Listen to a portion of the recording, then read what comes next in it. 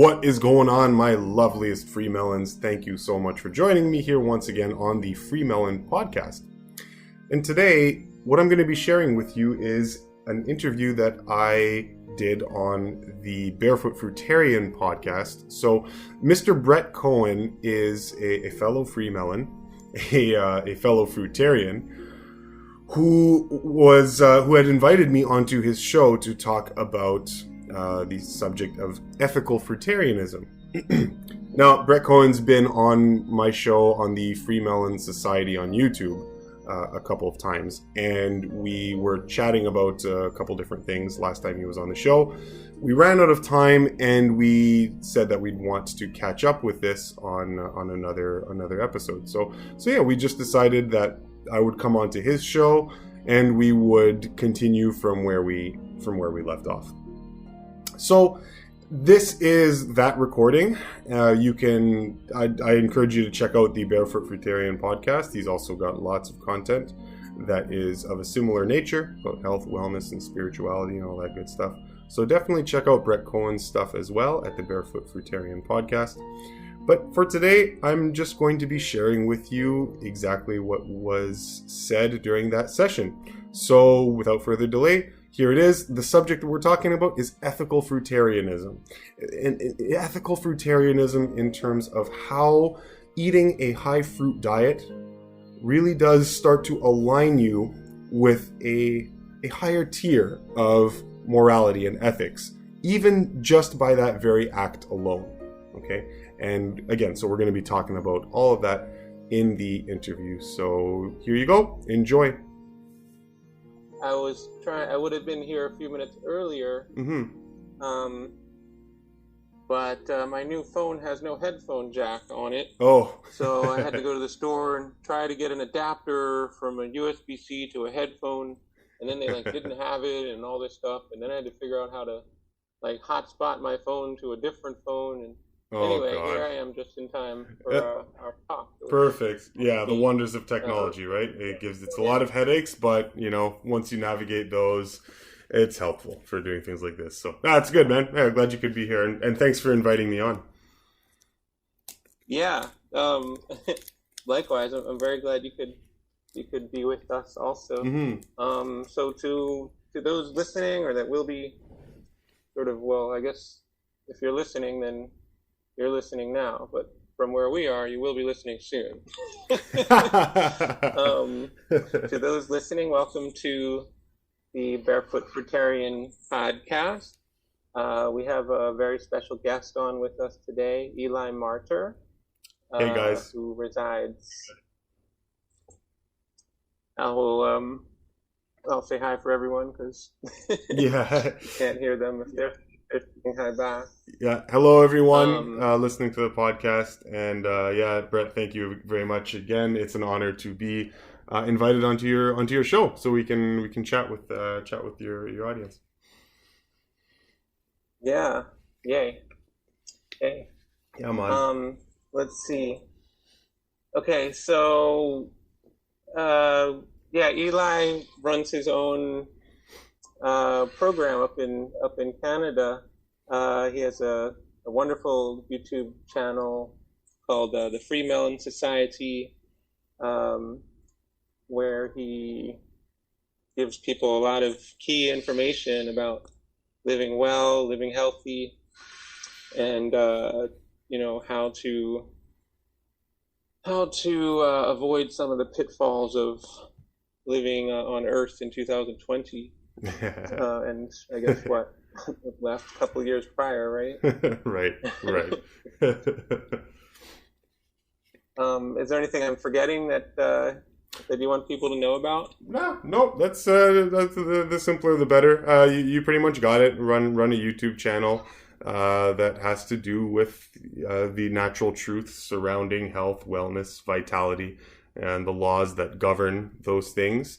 And how a lot of what we do in culture, like you said, is geared towards and is based around kind of like conventional ways of thinking and economics, right? And marketability of products and whatnot.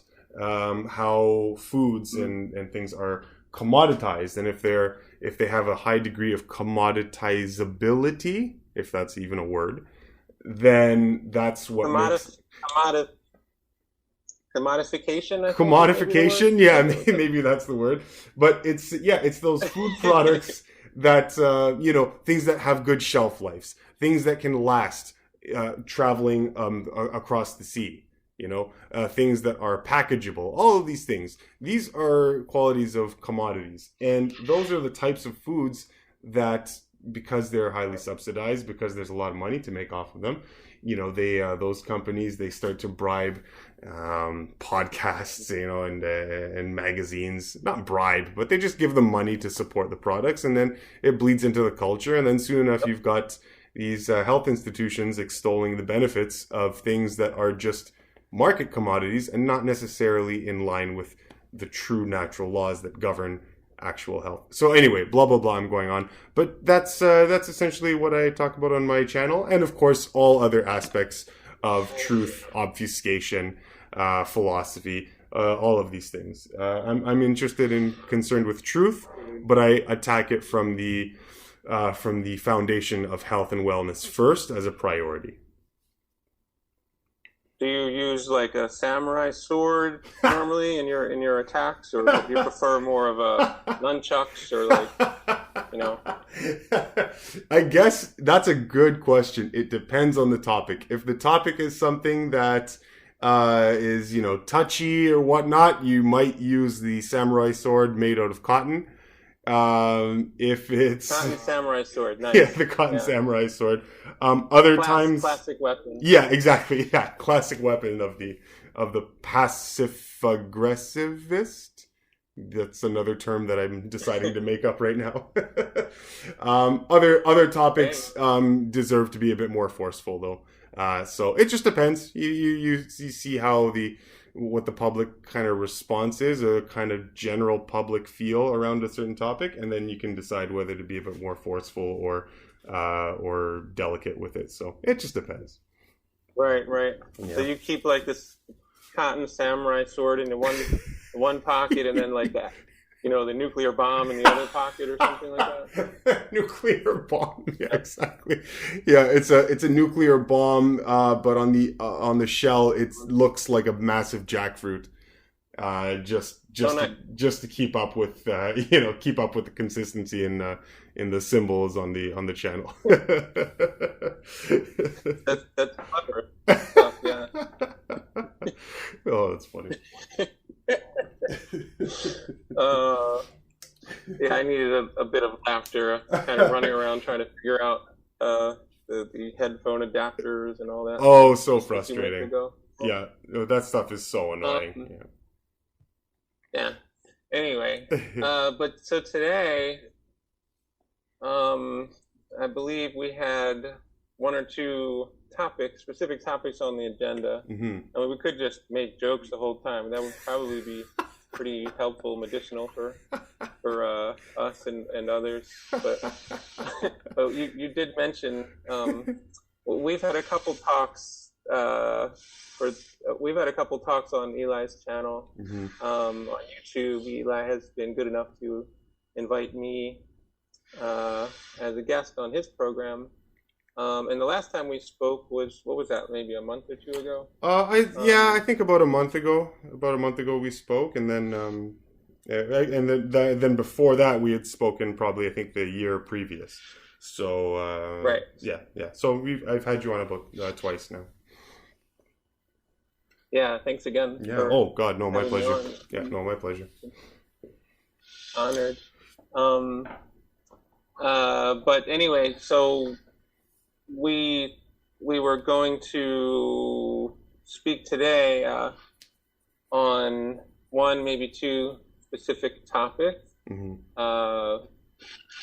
The topic of ethical fruitarianism. Yeah. It's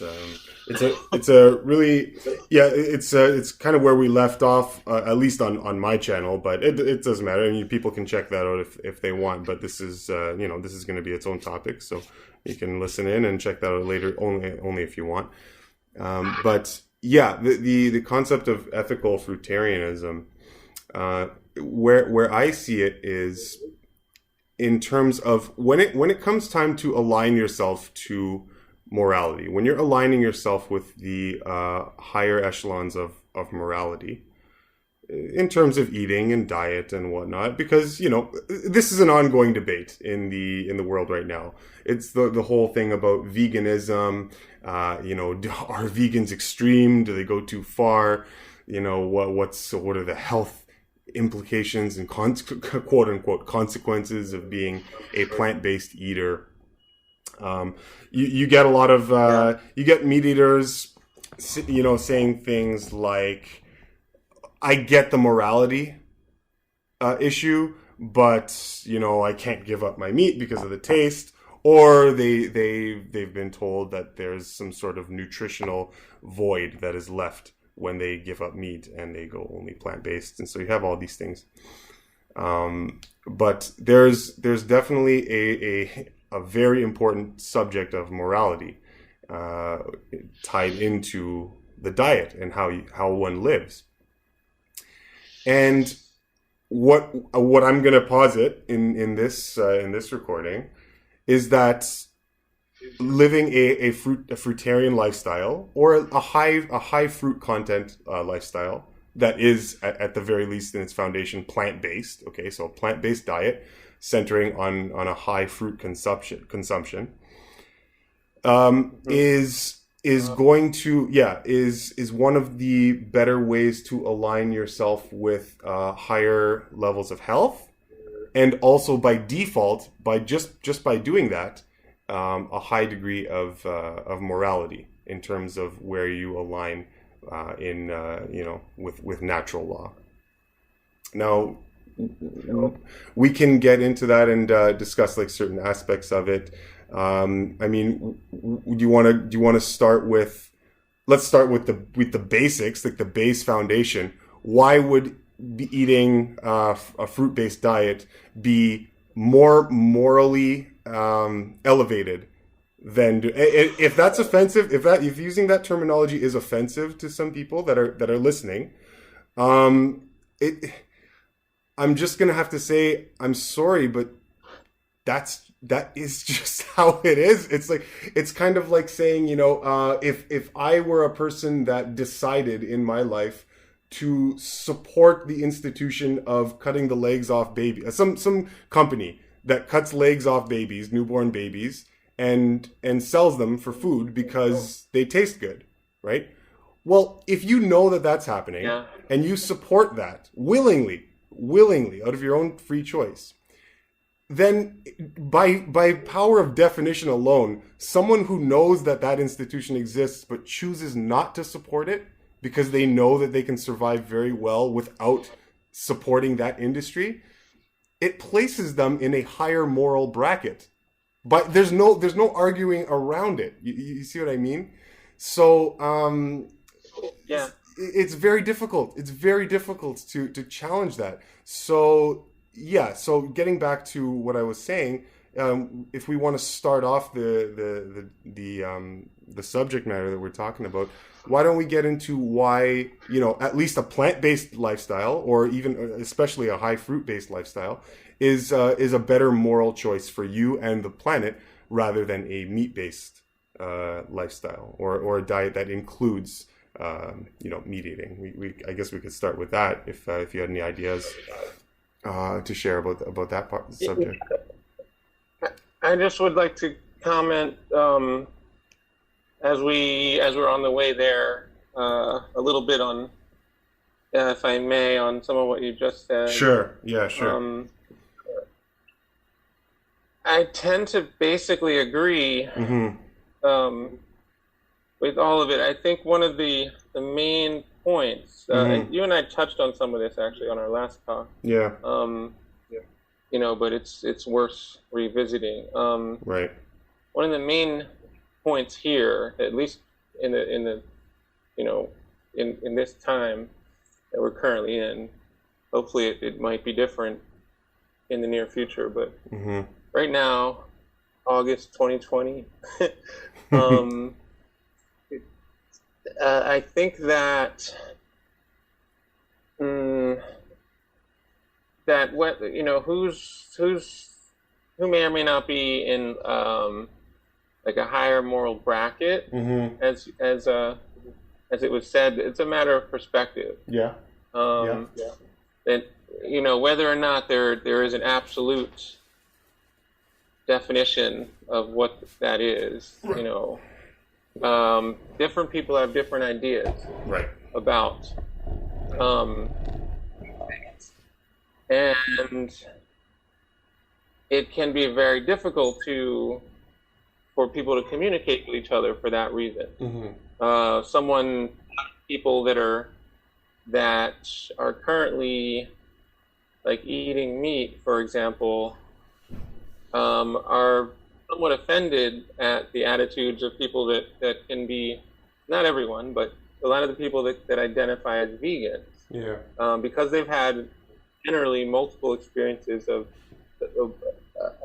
those people like going around, and you might very commonly see a scenario that goes something like this.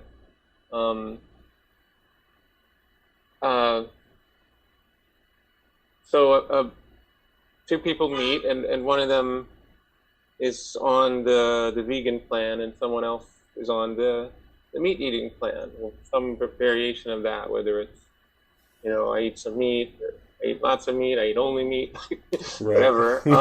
Ouch.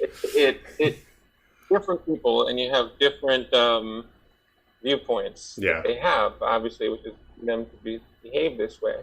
But then the vegan person very often is like, well, I don't eat meat, and I have basically, it's this practice of mine is a very, very central practice of mine, of this.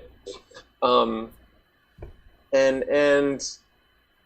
they're hoping that once they talk about it a little bit and explain the suffering of the animals that generally going into the procurement of this meat, they're hoping that the meat eater will also start to think the way they do, and when that doesn't happen, they will become sort of aggressive, almost even warlike, angry towards the person. They say, well, you should not be doing this, and what's wrong with you, and stuff like that. And then I had a little disconnect. I think I talked for another couple of minutes before before you realized it? Yeah, I have it here recorded, but I think if I remember, you were just talking about how it's difficult sometimes for people, depending on how they've been brought up, on what their constitution is. When they hear challenges to the meat and morality issue, sometimes they might not be very receptive to that. To someone telling them, hey, that's not something you should do. Well, to them, there's nothing wrong with it, so it's difficult for them to see it that way. Yeah, and just for the people that have stopped with the consuming animals, I mean, it's just something that we can try to be extra skillful about.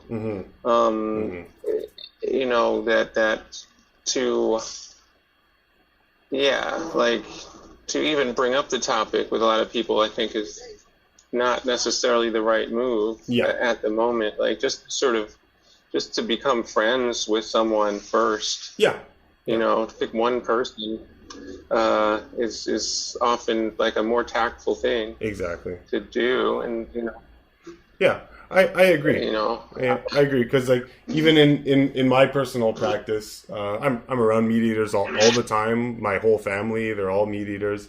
All my friends, all meat eaters. I was just at a cottage getaway where all of my best friends, all meat eaters, and I'm the only one. But it doesn't bother me. But for anyone that asks, that actually is willing to put in a little bit of investigation into the topic, I definitely won't lie to them. So like I'll tell them how it is, and then once they have the information, they can take it as they see fit. But obviously there's a good delicate way to go about doing that. But so I think it's important just to lead by example. I think that's one of the strongest things you can do. So people see how it is you're living, see how you're feeling, and then once they catch on to that, they're like, hey, this guy or this person might be doing something right, and then they take the next step, and then you can help them along that path. And I think that's a good strategy to go about teaching people how to do this kind of thing. Yeah, you know what I mean.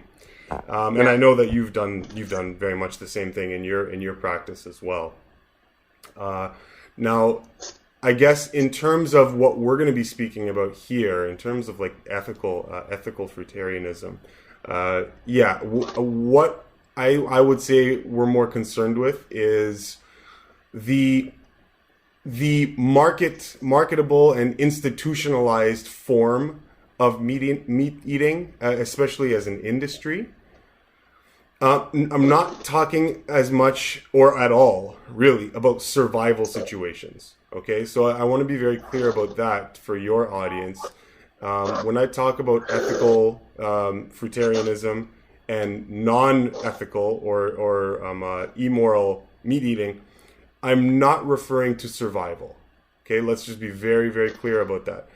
If I'm surviving in the desert and there's literally nothing but sand and air all around me, and I haven't worked myself up to the breatharian level, okay, let's assume that as well, and I still need food, right? And I find some scorpions running around on the ground after a month of no food or water, and I eat the scorpions. I'm doing that to survive. But just understand that what I do to survive in an emergency is completely different than what I do in my regular life when there's a sheer wealth of abundance of food all around me for me to choose from. Right? So those are two completely different scenarios. We are not talking about survival. We are talking about the day-to-day life of the average person in the developed society living right now. Okay, so that's what we're referring to. And the choices that you have available to you, right? We're talking about the morality of those choices. Okay, so just so that's out of the way. There's a lot of scratching or something on your end. Is there some movement or something going on there? Oh, are you hearing scratching? Yeah, I was grabbing some tomato and hot pepper. Oh, okay, yeah. To eat. Yeah, it'll come across on the podcast. Yeah, better to keep as much quiet as possible. Okay, yeah. Thanks for telling me. I didn't realize it was coming through like. Oh, yeah. It'll come through. Yeah. Is it better now? Is it quieter now? Yeah. Just as long as any kind of movement, just kind of keep it away from the mic, and it should be fine. Sure. Yeah. Okay, you're I good. think it was just a paper bag. Yeah, the paper. Yeah, exactly. Anyway, okay, go on. Yeah. So getting that out of the way, that we're making the distinction between survival and whatnot. There are a couple things that we should understand about the fruit lifestyle. And when your diet is centered around the plant-based foods, you are more closely aligned to your physiological limitations and your physiological adaptations. And doing that is very important, because when you align yourself with your biological constraints and endowments, and you eat in accordance with those, you automatically place yourself in harmony with what nature designed you to be. So when you, and comparative anatomy is going to be a blessing in this understanding, but one of the reasons why we can distinguish meat eating as something not that beneficial is because we don't have any physiological adaptations to meat eating at all.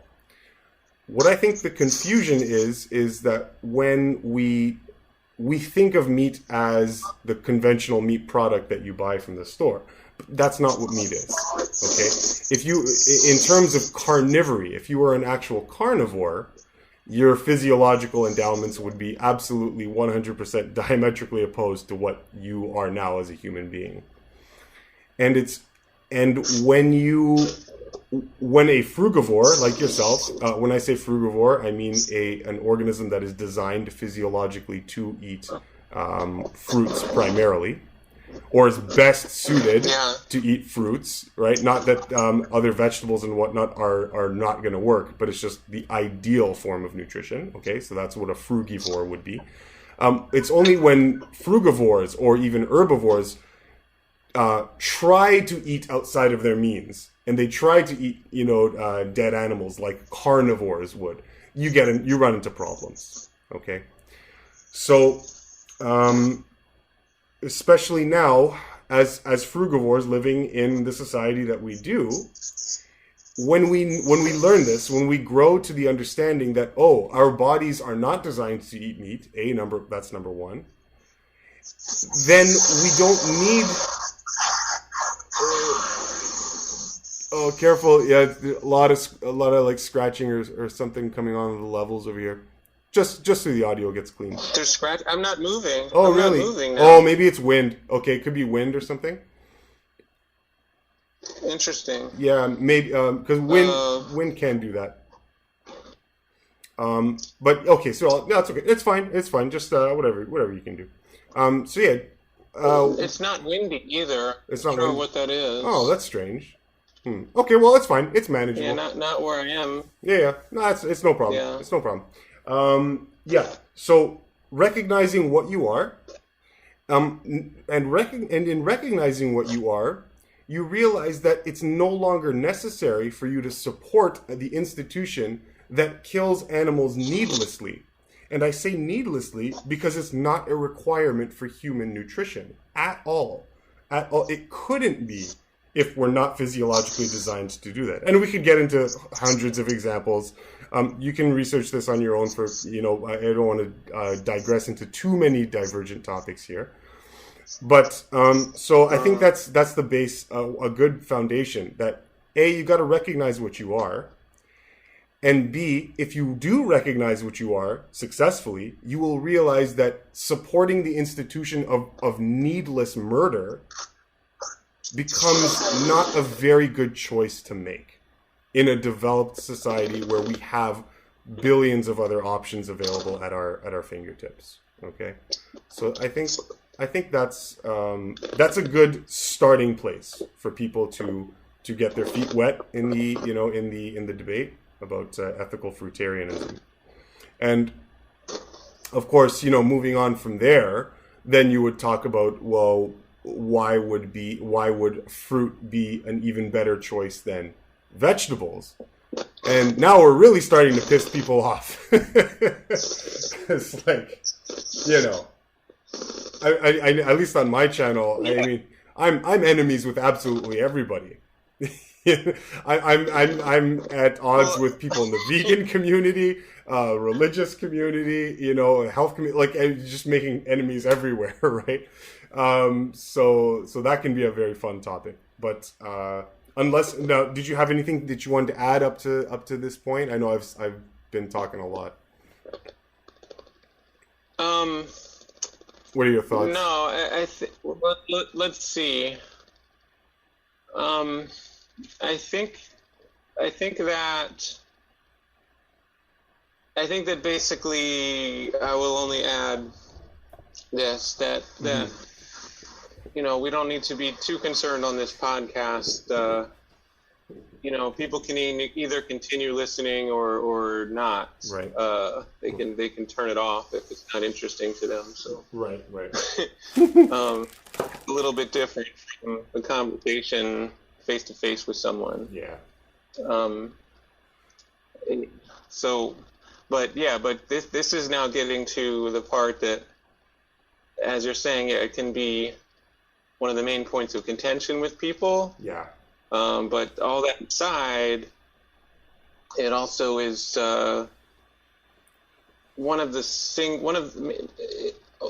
it's a contender for the single most meaningful concept that I've ever come upon. It's for the last 13 years of my life. It has remained as that. I always thought, always was told, if you are going to eat food, you have to kill. There's just no going around it. Right. And then I came upon this information, some people suggesting, actually, that's not true. Right. Because fruit. There's fruit. Right. Right. And fruit is not the plant. Right. Fruit is the gift of the plant. Exactly. Exactly. It's yeah. Mm-hmm. Yeah. It's oh, sorry. Go ahead. No, maybe you want to. No, you want to continue from there. We hadn't discussed if this was going to be more interview style talk today or more free flowing conversation. Yeah. I think either way, yeah, like whatever. I mean, we'll just chat about it, but yeah, it's you bring up a good point there, and I think that's the logical next step where to take the conversation about or regarding morality in terms of eating. So, and I always like to be very, it's amazing because people absolutely love to hear what is not being said. I find that I can be so methodical and clear about a subject on a lecture that I'm talking about, and invariably someone will make some sort of criticism that has to deal with exactly what I was desperately trying to outline in the talk itself, and it's always funny. So I always try to be very, very slow and deliberate with what I'm talking about, so that there's no mistake. And then mistakes are going to happen, but at least you do your best. So we started off by saying that the foundation, the groundwork, okay, just to reiterate, that the human body, physiologically speaking, from the dental construction to the GI tract formation, okay, to your physical tools, your senses, how you respond to things in the mouth, the chemicals that you release in your mouth, how you're born, for goodness sakes. Just as a side note, if you were born with the ability to open your eyes as a child, so for anyone listening, ask your parents, when you were born, did you have the ability to open your eyes? Like, were your eyelids not sealed shut, in other words? If the answer is yes, you were able to open your eyes even slightly, I have news for you. You are not a carnivore. Right? You're physiologically not a carnivore or omnivore. Because when carnivores and omnivores are born, their eyes are sealed shut. Because those babies are born prematurely. If you're a carnivore. And the reason for that is because carnivores need to be able to eat. And because they're meat eaters, the mothers need to be able to be mobile. They need to be able to still hunt even though they're pregnant. So they're not able to have the luxury of huge maturity periods, right? Like an herbivore would, who can just graze on whatever. So they don't need to be running around and expending energy. So they have the luxury of being able to germinate a new baby for a longer period of time. But carnivores need to just pop them out as fast as possible so that the mothers are still mobile so that they can provide for their families. And that's why carnivore babies are immature. They're always preformed. And so their eyelids are sealed shut. So anyway, that's just one way that we can tell absolutely that we're not carnivores or omnivores, okay? Anyway, and those proofs, again, you'll have to research this on your own, but these proofs are written in every single fabric of your physical being and of your emotional, mental makeup as well. Okay, so we know that, we don't need meat. Therefore, if we don't need it at all, then to support the institution that causes mass slavery, rape, maltreatment, of animals, supporting that when it's not necessary at all is not a very good choice because you don't need it and it's not necessary. Okay, so that's the framework. That's the starting block, right? It's not necessary for me to take a pair of scissors, go over to my neighbor's house and jam it into his scrotum, right? For no reason. Absolutely no reason. So to make that choice when it's not necessary for me to do is not a very morally elevated choice. Okay. Now we move on to what we were talking about, or what you brought up in terms of the vegetable kingdom. And you brought up that fruits are not actually vegetables. They're different. Fruits are like the next evolution above fruit. A fruit is the most highly evolved form of vegetation on planet Earth. And there's a reason. Now you go to a kindergarten class, and I use this example a lot. But you walk into a kindergarten class, and you throw out a buffet of fruits, of mangoes, papayas, watermelons, whatever. And you also, on the other hand, throw out a buffet of equally raw, leafy veggies that we consider healthy. Kale, rhubarb, raw kale, raw rhubarb, raw turnips, those are tubers technically, but you know what I mean. Whatever, raw cauliflower, raw broccoli, exactly. No dressings or seasoning, just raw, right? Just like the fruits, totally raw. And you just throw the buffet out in front of the kindergarten kids, and you just say, "All right, kids, whatever you want to eat of these two buffets, go ahead and eat." How many of you want to bet that the fruits are going to be attacked with far more ferocity than those raw vegetables? I'll bet on that. I could use some more income right about now. Yeah. Yeah, it wouldn't even be a contest. Okay. When we start to be very honest about it, we'll notice that a lot of the vegetable kingdom in general doesn't taste as fantastic or as pleasing, is not so stimulating in the mouth as fruits, the more highly evolved fruit. Okay. And now, what I would submit is that there's a very good reason for that. Now, nature wouldn't have given us this delicate sensitivity to fruit for no reason. And the reason is because in the design of your mouth is placed a gauge, a kind of radar, a food radar, so in hopes that that you as the organism would be able to discern with your senses what is food and what is not, what is more suitable, what is less suitable. Now, I'm going to digress a little bit from here and just say that you mentioned it earlier, and you said that the fruits are not necessarily vegetables, and that they're a different type, they're a different form of growth, right? And I added they're a more highly evolved form of vegetation. The plant is doing a job, okay? The tree is doing a job. It's hoping to grow into something that serves a future further purpose. Now, we'll take the example of an apple tree. If I like apples, okay? I like eating apples. They sustain me.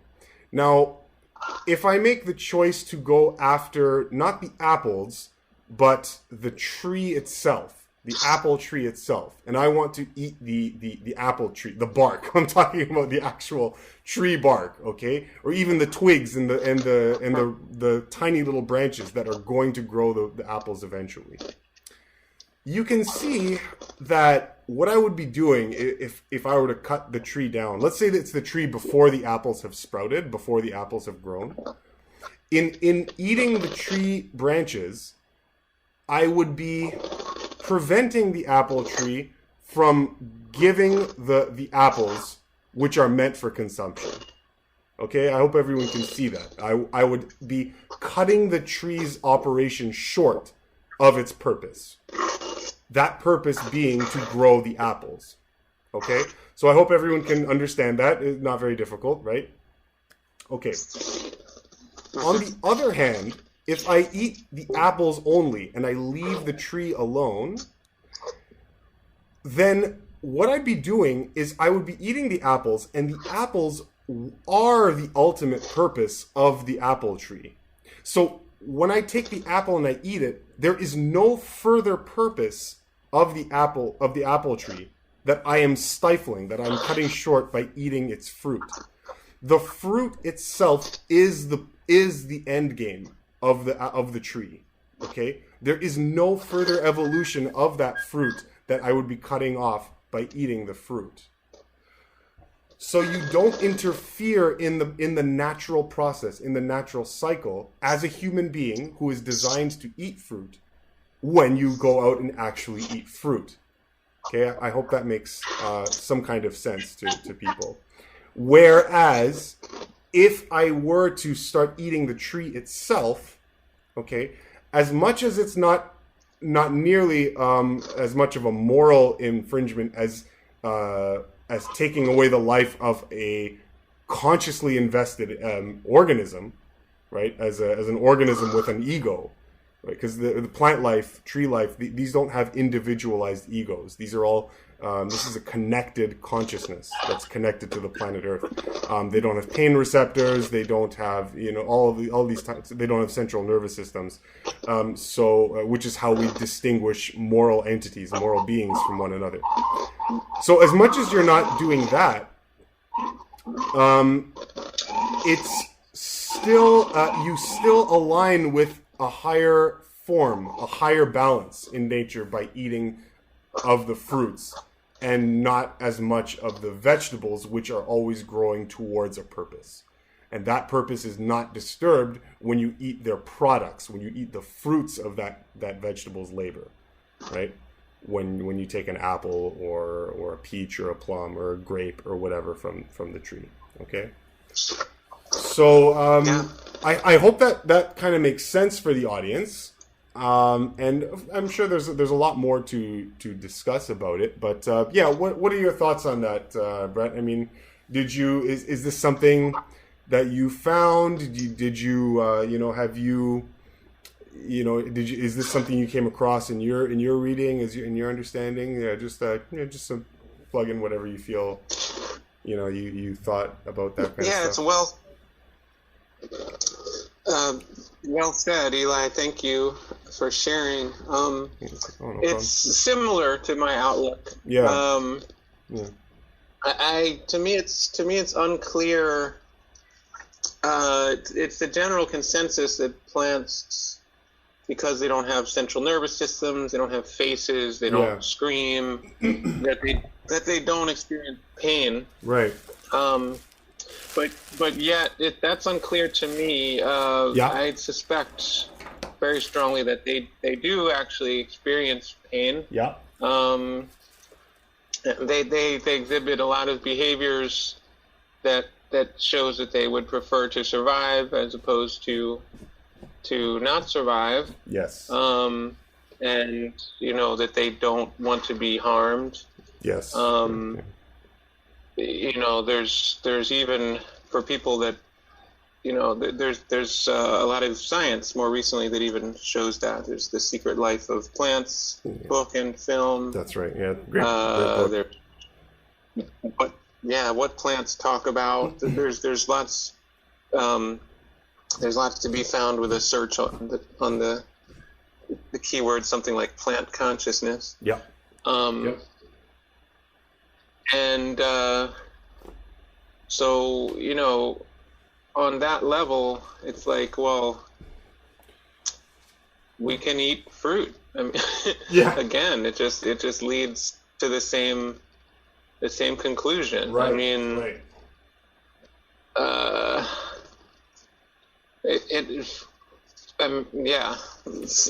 there's the health aspect. There's a lot about why fruit is the healthiest and least damaging of foods, easiest to digest and so on. But right now we're focusing more on this ethical concept of doing the least amount of harm. In Sanskrit they call it ahimsa. It means a friend of mine told me it actually means no separation. I mean, like It means no separation, Oh, basically. yeah. There's no difference between me and you and me and that plant. But it's often understood to mean peaceful living, and what I would say is sort of the logical next step in that thought process. Right. And so what we're talking about here is very much, a part of that dialogue. Yeah. If a person wants to do the least amount of harm and wants to live peacefully with their surroundings, with the rest of themselves, then to me, one of the clearest ways, because a lot of it's sort of a gray area. It's like, well, I'm not sure if doing this is really the best thing or not. Mm-hmm.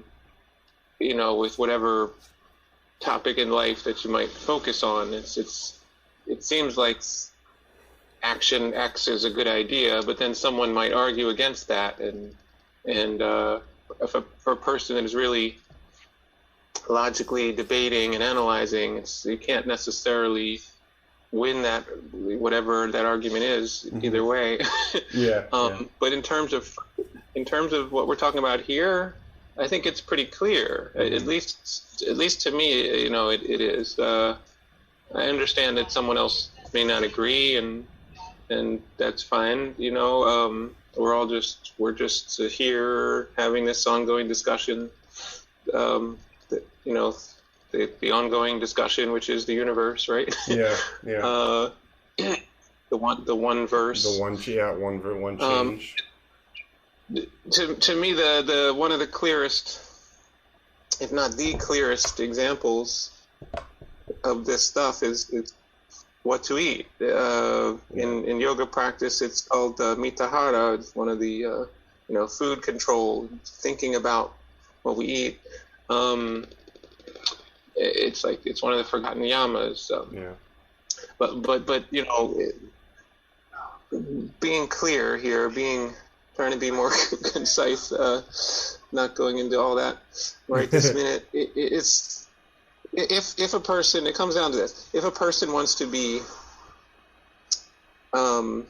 living peacefully,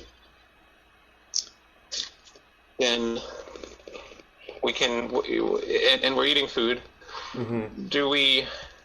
We can eat meat, we can eat vegetables, we can eat fruits, and that for the most part are the choices. Yeah. There's also fungus, but that's another. I'm going to get into that right now. It's although you said some very interesting things about fungus in your one talk, but I'm digressing again. It's clear. Yeah. It's clear to me. The yes. tree, the plants give the fruit.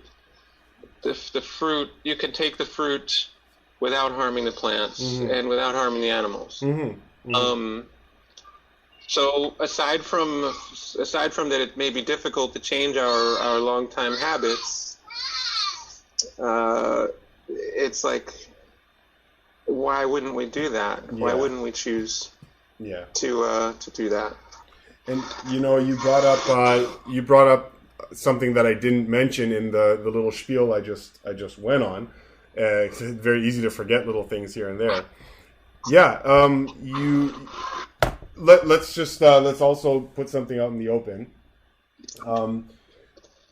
Life is ubiquitous. Okay, there's no such thing as a piece of matter that doesn't have consciousness attached to it. Okay, and so I'm glad you cleared that up, because it might have been, what I said might have been misconstrued as saying plants don't have consciousness, right? And that is absolutely not what I'm saying. They do. Rocks have consciousness. Dirt has consciousness. The paint on your wall, even as much as it's not organic, has a level of consciousness. What makes the differentiation between different things, elements of matter and organisms, is simply the level of consciousness. No different than a grade 1 student and a grade 8 student are two different people, both equally important, just different levels of education in the school system, which doesn't say much. But you know what I mean. You know what I'm trying to say. You know, someone at level 1 of whatever, as opposed to level 50 of whatever, they're just at different levels, but both levels are just as important. Okay, so with plants, absolutely, they have consciousness, right? There is a level of consciousness in plants.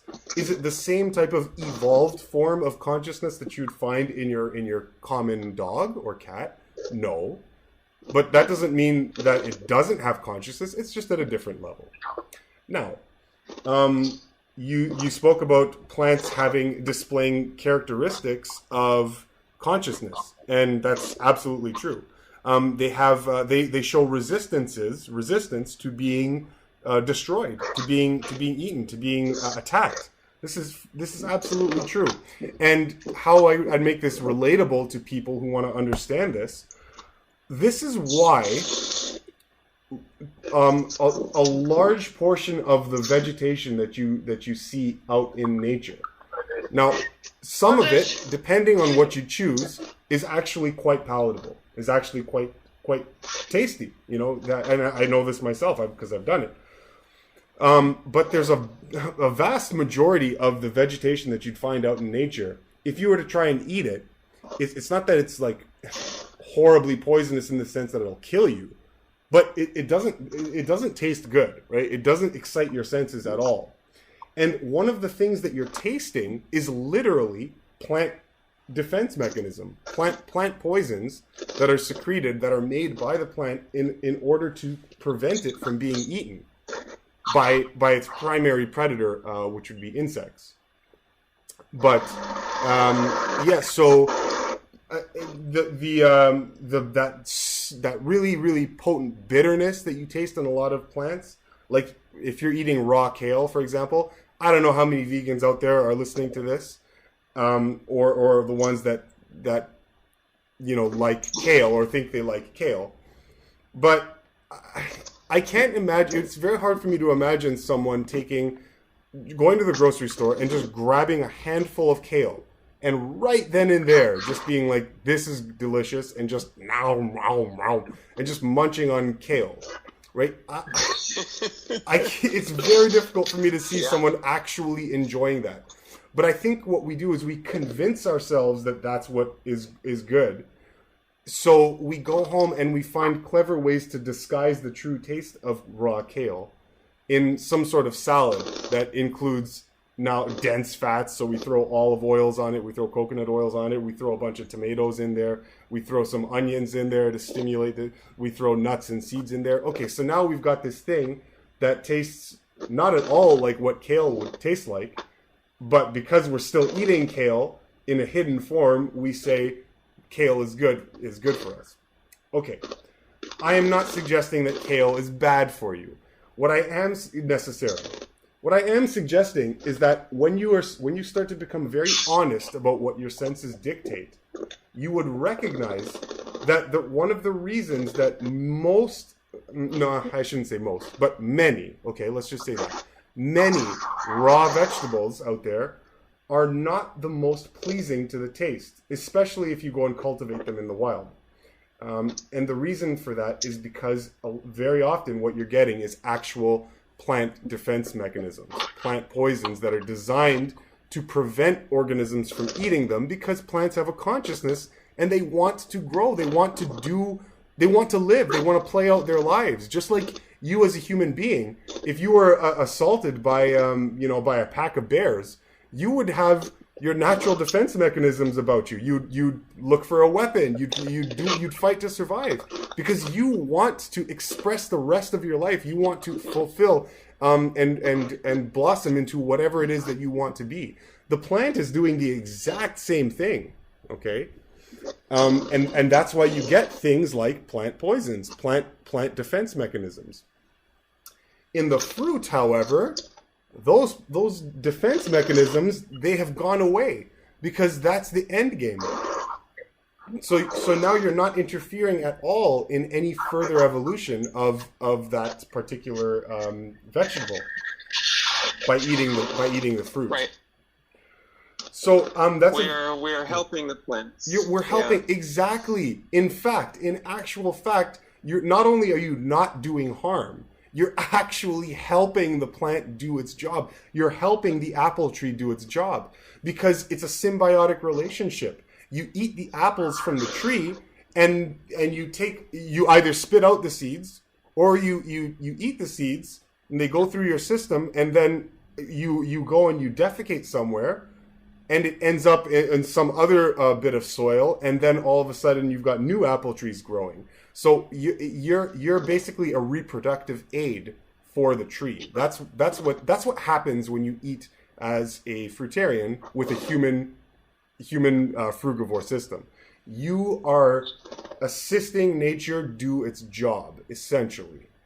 Now, okay, I understand we live in the technological society. I get it. I get that, we have the fruit cultivation and hybridization, and we, the mass crops. Okay, so understand, everyone. I'm not naive to this. What I'm saying is, ideally, right, the way it works in a natural setting is what I'm describing. Okay, and as much as we have this, sorry, there was a bunch of noise there. As much as we have all of these technological impediments to a completely natural society around us, the least we can do, though, is align to the best of our ability to what our natural sensibilities would be. That's all I'm saying. So you do the best you can, right? And for me personally, the best that I can do is not necessarily supporting an institution that kills everything in sight, everything with 4 legs or 2 legs or walks on whatever, or is mobile in some way, destroying it or killing it so that I can consume it when I don't need it. Okay, so that's not acting in the best way that I possibly can. And if I don't need all of the different types of vegetation, I don't need every single type of food from all the food groups, like the nutritional guides tell you, and like the health advocates tell you, and the nutritionists tell you. That none of that is necessary too. I know we didn't talk about that subject, so me just saying that is kind of just like a very bold and arrogant statement, and so I don't want to get into it right now. So yeah, that's the other topic that we might get into next time. Yeah, sure. Fate willing. Sure. We can get into that next time. But for now, I think that's good. I think the listeners, if they've been listening, have a very, very general understanding of why it would be that fruit eating puts you in line at least with a higher moral standing, right? And a higher sympathetic relationship between you and your food and nature. What we didn't get into is how that's nutritionally advantageous for you. But I would submit to you that it is, and nature really does take care of itself. You don't need to know everything about carbs, proteins, fats, the vitamin K, all the water soluble vitamins, the cholesterol, all of these things. These things are they're good to know, study them, but I mean, there's got to be a reason why, 30 million species on planet Earth that we know of have no necessity for this type of microscopic scientific knowledge about eating. They don't know any of it, and yet they get along in 100% better health than all humans do. I mean, really, when you think about it, you got to be honest. Is there a reason for that? There is. And the reason is that they use their natural senses to align their eating behaviors with their biological constraints. And I cannot make that more clear, right? When you start to do that in the best way possible, as much as is within your power to do so, I tell you that the health takes care of itself. so long as you do your job in recognizing what is food and what is not with your particular biological senses as a human being. Okay, so the next time you're at the gym and your health trainer says, "Yeah, you gotta take 10 raw eggs and just chug them in the morning because that's gonna get you jacked." You know, okay, all right. take that bit of information, right? Try it out. Try the raw eggs in the morning. If it tastes absolutely disgusting, the answer isn't blending the raw eggs with 100 different other things that taste wonderful so that you can force it down because your health trainer said it was a good idea so that your biceps can grow. Okay, that's not the solution. It is if you're in a bodybuilding competition and you don't care about your health and wellness and you just want to stimulate your body into growth. That's a different story.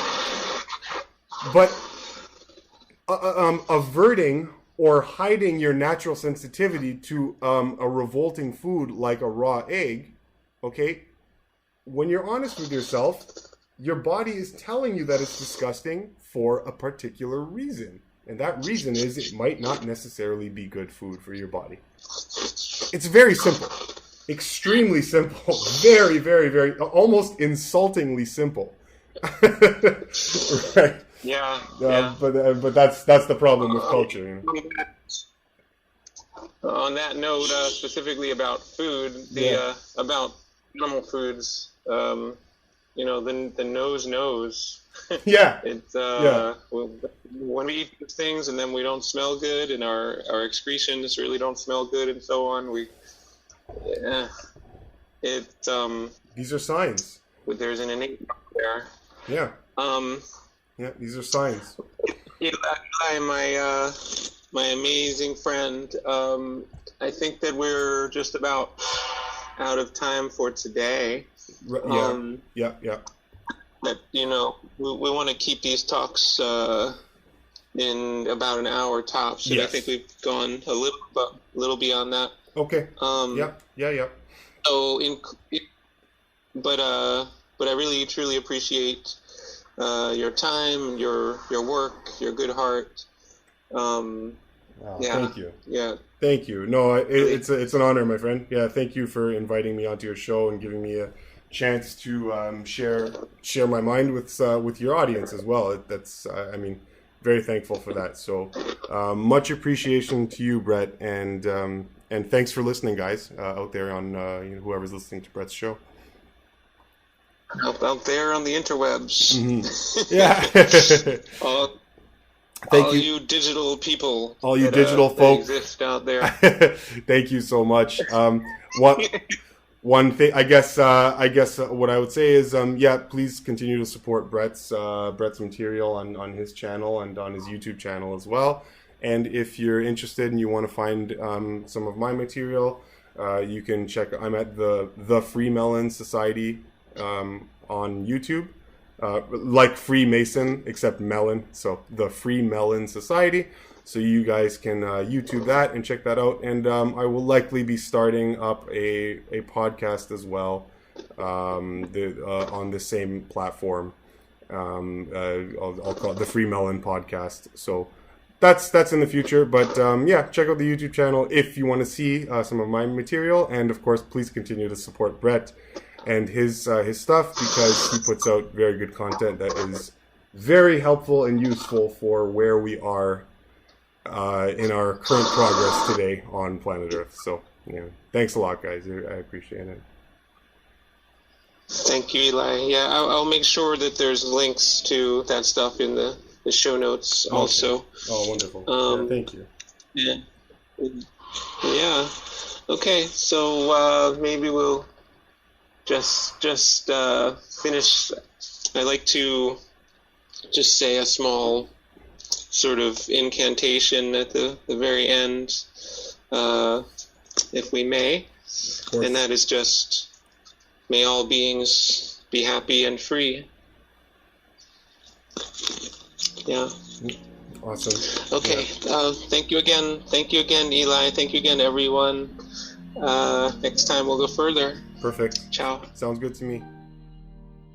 ladies and gentlemen, thank you so much for listening. I hope you enjoyed this, and if you do, and you did, then definitely keep up with this podcast, because we're going to be talking about a lot of important things in future episodes. Definitely check out my channel on the on YouTube, on YouTube at the Freemelon Society, and subscribe to that. Give likes and thumbs up where possible, where you can, and yeah, we're gonna just keep doing this because that's what we all need right now, isn't it? We need some real truth out in the world, in this world of lies and delusions and deception. And it can get frustrating for us, but frustrating in the sense that there's so much deception out there, especially in the health community. Oh my goodness. But anyway, we'll get into lots of different topics as the podcast evolves here. So for now, that's it, guys. Thank you so much for listening, and we will see you next time. Love you all. Okay, bye-bye.